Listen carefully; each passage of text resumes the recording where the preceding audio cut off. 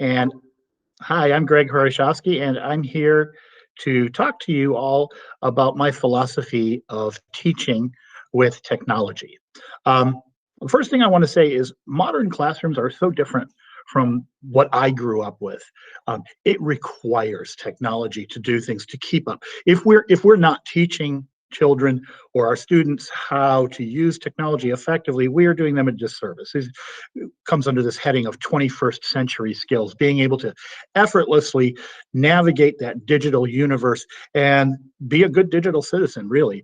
But let me talk a little bit about how I do it for teaching. First of all, I love technology in the classroom. I like to use it a lot, but I always feel that technology has to enhance our old school analog ways of teaching. If it's just a replacement that doesn't do it as well as I could do it on a chalkboard or with a piece of paper, then it's not a good technology. It's got to really offer something new, some kind of flexibility, something that's more engaging about that. But I think technology also can be really simple. I find I teach high school students, they all have cell phones and they're always on them, right? And what I find amazing is that if I ask them a question, they will sometimes just look at me blankly and I'll say, well, you have in your pocket right here a little supercomputer, and on this supercomputer you have access to the oracle of all human knowledge, also known as Google. So one of the things I like to work with students is just like, how do you use Google effectively to write a good query term to give you the results that you really want? Another aspect of just technology is I run a completely paperless classroom. It's great for my carbon footprint at school. I have somewhere between 80 to 90 students a day.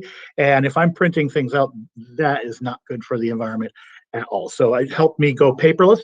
I try to keep my students learning how to go paperless. So in my classes, I take Project Lead the Way Biomedical Science.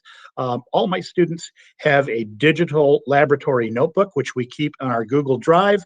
All of their assignments are done on Google Docs, and they submit that into their learning management system. The one we use here in Wake County is Canvas. I'm familiar with Moodle too. Let's just talk about learning management system. There is a perfect example of technology in the classroom that just takes my whole classroom out of being on paper, and it made a huge difference during a pandemic that I was able to put all my class materials, all my lectures, all of my quizzes, everything on one-stop shopping on Canvas, right? And so that was really helpful. If I were going to take that a little bit further, and certainly what I'm using right now, I'm using Google Meet to record this meeting. We've been using Zoom for a year, and I think the last year we've all become so much more nimble at using these platforms. I like to use Jamboard for students who maybe are working from home and their parents don't have a printer, or they're out of ink, which is really crazy expensive. So what I can do for a lot of my graphic organizers in Project Lead the Way is I will just copy them and put them into a Jamboard, which can be copied over and over, and a student just picks one of those pages and does all their work on that digital organizer. Again, paperless. I put a lot of my lectures on educreations. I dabble a little bit in YouTube, not so much, a little bit. Educreations is great because it's got an embedded whiteboard. If I am using a presentation platform, I usually will use Prezi, which I think is really engaging and allows me to embed videos.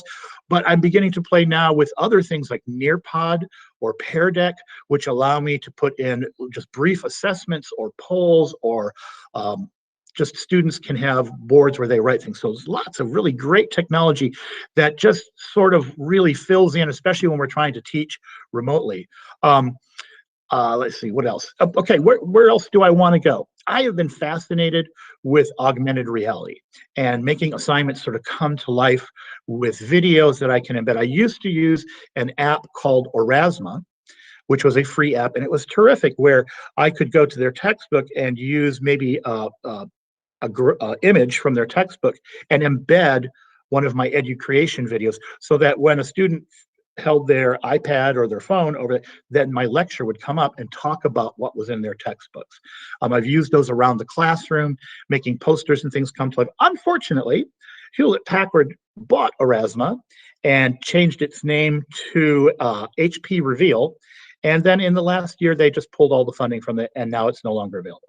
So I am on the hunt for a really good augmented reality platform that I can bring back that functionality into my classroom. I like to teach the kids how to use that, right? So that's my philosophy of teaching with technology. It's, I guess, maybe not such a great philosophy. I gave you a laundry list of what I use, but these are tools that make my what I do as teaching, they enhance what I do. They don't replace what I do. So thanks for listening, and stop. There it is.